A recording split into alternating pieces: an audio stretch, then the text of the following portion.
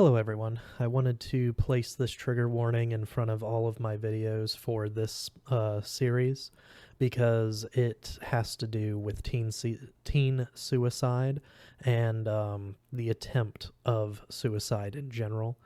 If this is something that is triggering to you, please enjoy one of my other series. This one can get pretty heavy due to the content. So I do want you guys to be aware of that. I also want you guys to know that you are loved, you are enough, and you matter. If you are ever feeling that way, in a suicidal way or depressed or something like that, please get out there and get help. It's not about pride. To just put that, you've got to put that away.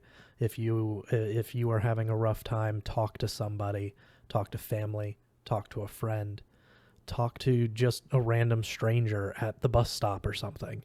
You know, sometimes it's easier to get off your chest what you're feeling with someone you don't even know compared to someone that's family or friends, just because you don't have to worry about how they're going to think about you or anything like that.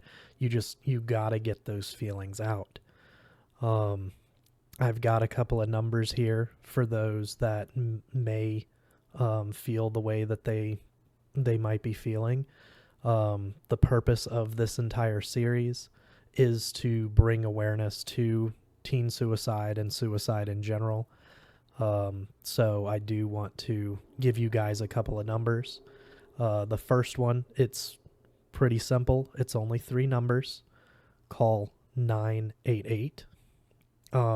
If you feel that your needs won't be met from a regular hotline because you might be a member of the LGBTQ plus community, another number that you can call is 866-488-7386.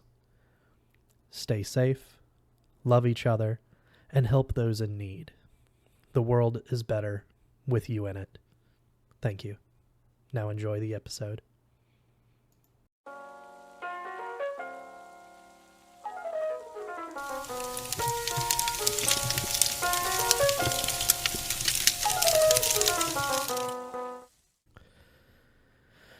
Welcome back, everyone. Today we will be reading Chapter 16. So let's get into it. Chapter 16. You looked in that box, didn't you? Lisa walked beside me going up the school steps.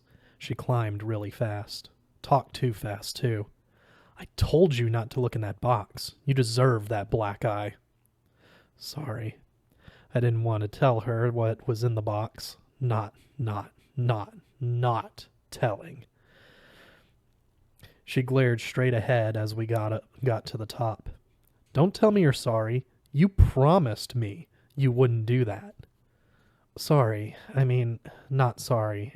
I mean, shut up, Jersey. She snatched open one of the glass doors and waited for me to walk inside. I shut up and walked inside. She let the door hit me in the butt. I almost fell. She didn't try to catch me, and I had to sort of run to catch her. Did you call Mama Rush and tell her you stopped in... you snooped in your dad's stuff, Jersey? No. Just the thought made me want to cover my head. People got out of Lisa's way as she marched toward my classroom. I'm calling her then. Don't. No calls, please. I caught up to her. She punched me in the arm. Was there a note in the box? No. Don't tell. Don't say gun. Especially don't say gun inside the school. Well, what was it? Nothing. Don't say gun. Don't say gun. Which one of them slapped you? She punched me in the arm again as we stopped outside my algebra class. I hope your dad, since it was his stuff you bothered. No, sorry. It was Mom. Lisa's face twisted up. She didn't hit me again. Her hand dropped to her stomach like it might hurt. Are you... I started to ask, but she cut me off. Shut up, Jersey. Your mom. God. Just shut up. I shut up. Lisa's face looked like she'd gotten hit instead of me. I can't believe you upset your mom again. You need to just leave her alone. Before I was stupid enough to open my mouth, Lisa stormed off. She was pretty, even when she yelled and hit me and stuff. I watched her until I couldn't see her anymore. Mad and pretty. Maybe she hit me because she likes me. She might like me. It wasn't impossible or anything. My shoulder hurt. She liked me enough to hit me. Maybe I should tell her I like her. After she isn't mad and wanting to hit me, I mean. I went into class, sat down, and wrote my memory book. 1. Get earplugs before Mama Rush calls. 2. Get shoulder pad. 3. Don't break promises to Lisa without shoulder pad for when she hits you. 4. Don't break promises to Lisa at all. 5. Tell Lisa I like her. 6. Don't look in boxes. 7. Don't say gun. 8. Don't talk about taking the gun to the police station. 9. Don't even write about guns. 10. Wait until Lisa isn't mad to tell her I like her. The bell rang. I kept writing for a minute, then stopped when the teacher talked. And he talked some more. After a while, my brain started to melt. I thought about the gun. I wondered when he would go get the gun melted like my brain. And I thought about Dad and Mom and Lisa. Would Mama Rush yell at me? She might hit me too. Maybe Mom would feel better if she hit me again. My cheek hurt. The teacher kept talking. He wrote numbers on the chalkboard and pointed at me. I started. He pointed to the numbers, then back to me. Mr. Hatch, said Mr. Saban. Hot and stinky already. The room, not the teacher. Resource room. Little round tables, 9 of us, all guys. And lots of sweat and algebra books at the biggest round table. And Mr. Saban at the board, scratching with chalk. Did Mom wake up after I left for school? I didn't want to be in algebra, but Dad made me go to school. He had the gun back, the good gun that didn't have bullets and made Mom tear out her hair. He said we'd take it to the police station so they could melt it really soon. I wished I was at the police station melting the gun, or at home checking on Mom, anywhere but school, and especially anywhere but algebra. Mr. Hatch, Mr. Saban was losing his patience. Math shouldn't be allowed on Mondays, especially algebra, even if it was resource algebra. I didn't know the answer to 3x minus 3 equals 3. All those 3's made me say, 3. Mr. Saban looked a lot like Santa Claus, with a shorter beard and sighed. Try again, Mr. Hatch. Keep your mind on the variable. Santa beard, 3, Mom. The answer should be a 3. All those 3's. She had to wake up sometime, even with medicine from the doctor. At least I didn't have the winch anymore. Dad called before the whole gun thing. No winch. Mom asleep. 3. Dad said he'd stay home with her all day. They'd be 2 instead of 3. 3, I said. 2, Santa.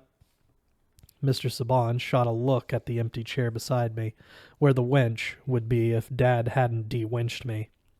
I think Mr. Saban missed her. Maybe he liked her and her funeral clothes. Or maybe he just missed the freak tamer who could tell him if I meant 3 or 2 or Santa Claus. 2, I said, because it wasn't 3, and it might be right. Some of the other guys snickered. 2, Mr. Saban echoed. Then he scratched it onto the board and showed how the problem worked out. 3 times 2 minus 3 equals 3. 6 minus 3 equals 3.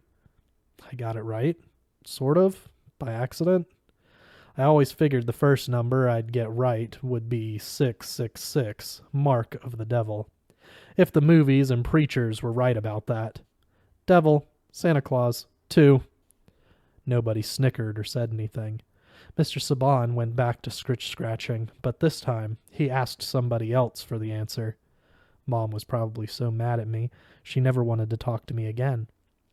I'd be that mad if my son broke me, then broke me all over again before I could even get glued back together. Devil, 666, Santa. I tapped my pencil against my paper, which was on top of my memory book. Mr. Saban raised his big white eyebrows. Do you, need to go to the office, Mr. Hatch? Office? I raised my little black eyebrows back at him. No office. I'm fine. Devil. Could you stop talking about the devil and Santa Claus then? Oh, yeah, sorry. I closed my eyes, took a deep breath, and tried to relax. Instead, I thought about Mom. Frog farts, I muttered. Santa Claus sent me and my memory book and my 666 to the office for the rest of class. I made it through civics without getting banished, but when I went into earth science for third period, Miss Chen said, "Hold on, where's Miss Winchell?" Fired. Santa Claus. My dad called. Called her off. Fired her. Could Mom fire me? I was sweating. This room was stinky too, but it wasn't little like Resource, and it didn't have round tables. 666. Don't say devil. We had desks in earth science. Miss Chen didn't look like Santa Claus, though. She was short and skinny with long black hair. Don't say Santa Claus. Don't say devil. Don't say frog farts. Did I have my homework done? Miss Chen folded her arms and stared at me as all the other kids sat down. I started to sit down. I had my homework. I knew I had it. Don't take out your book yet. Miss Chen shook her head and frowned. I'm not comfortable with this, with you being here without your aid. What happened to your eye, anyway? Did you get in a fight? Homework, I muttered, then counted to 10 in my head 3 times really fast and said, No, I don't remember. The eye, I mean. I probably fell. I fall a lot. 2, 3, 4. If I kept counting, I wouldn't say devil or sixes or get sent to the office. My cheek hurt. If I got sent to the office again, they'd probably call Dad and bring back the wench. Miss Chen beckoned me toward the door. Come on, let's go talk to the principal, or guidance. Somebody. Devil, homework. I didn't want to follow her. Why should I have to leave? I didn't need a babysitter. Wench was history. My cheek hurt. I didn't want Miss Chen to call Dad. If Mom was awake and only a little bit glued, I didn't want her to get broken. We went to the office. The principal talked to Miss Chen for a few minutes. I didn't hear much because of where I was sitting, except Miss Chen got a little loud. When she came out, she definitely didn't look like Santa Claus. Santa Claus would never frown like that. Come on, she said. Her voice sounded high and tight, all nervous, like she didn't have much air. But if you cause any trouble, and I mean any trouble, you're coming straight back here. Little ways down the hall, she added, and no falling down in my class. I don't want the paperwork if you black your other eye. Understood? She clenched her hands together. I nodded and kept my head down so she couldn't see the tape. It was clear, but she'd probably see it if I looked up. I'd found a roll of packing tape on the table next to my chair in the office. Tape fixed things. Tape would definitely keep lips closed, better than socks even, and it wouldn't make my tongue fuzzy. If I kept my head down, she'd never see the tape, and I'd never say devil, and I wouldn't go back to the office, and they wouldn't call Dad and upset Mom. Miss Chen didn't call on me in class. I didn't think she would, the way she kept giving me that nervous stare and holding her own hands. Maybe I was ticking, like some kind of bomb. Tick, I tried to say. Then, bomb, but she didn't hear me, because the tape kept my mouth closed and I sounded like I was grunting. I scratched my lips. Maybe I used too much tape. But I had to, or it would just pop open every time something wanted to come out of my mouth, which usually was a lot.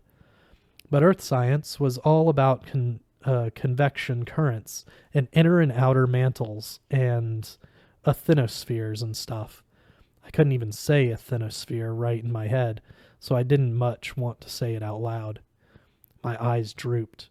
I had to go to the bathroom, but first I had to make it through lithospheres and start tectonics. And by then I really, really had to go. Miss Chin started talking about volcanoes and pressures and eruptions, and that didn't help anything. When the bell rang, I got up so fast I knocked my book off my desk. The next class was already coming in. Devil, devil, devil, volcano, eruption. I tried to bend over and grab my book, but almost fell. No falling, no paperwork for Miss Chen. So I had to get all the way down on one knee to get the book. Somebody bumped me. I fell hard against the desk, but I didn't hit my eye. No paperwork. Devil. I had to go to the bathroom. I got part of the way back up, and somebody else bumped me. I heard snickering. Then, sit, Hatch. Stay, Hatch. Need a water bowl? Be a good dog now. 0. Great. Carrie said, "What's wrong with his mouth? Hey, check out his eye. Somebody busted him." More snickering. I tried to get my balance and use my good leg to push myself up, but one of them kneed me in the back and I fell flat all over again. This time, my earth science book jammed into my stomach and took some of my breath. I wished I didn't have tape on my mouth. My nose felt too small to get all my air back. People were standing everywhere and talking, and nobody really seemed to be paying attention except Zero and Carrie, who were both behind me. "Arf, arf," Carrie said. "Can you bark for us, Hatch? Come on, arf, arf." Ignoring him, I tucked my book under my bad arm and tried to get up on my knees. The tape bugged me. I tried to pull it off, but it just tore around the edges. I wanted to breathe. I wanted to go to the bathroom.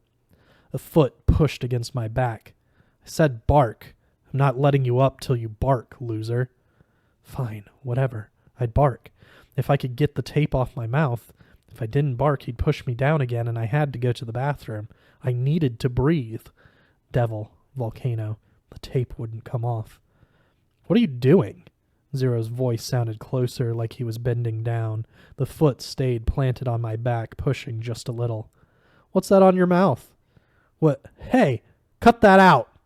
Todd's feet and legs came striding through the bunch of girl legs in front of me.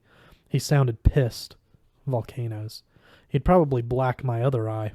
Paperwork for Miss Chen. Call to Dad. Unglued Mom. I so had to go to the bathroom. "I mean it!" Todd's snarl made me flinch. Then, "You," from Carrie. Zero cut him off with a loud, "Whatever, man." The foot left my back. Somebody grabbed my good arm and lifted me to my feet. I found myself eye to chin with Todd. He tilted his head. "Your eye. Did they hit you?" I shook my head. He let out a breath and relaxed a little. Zero said something rude I couldn't think about, or I'd start repeating it, and Todd gave him a rush glare that shut him right up. Carrie didn't try to say anything.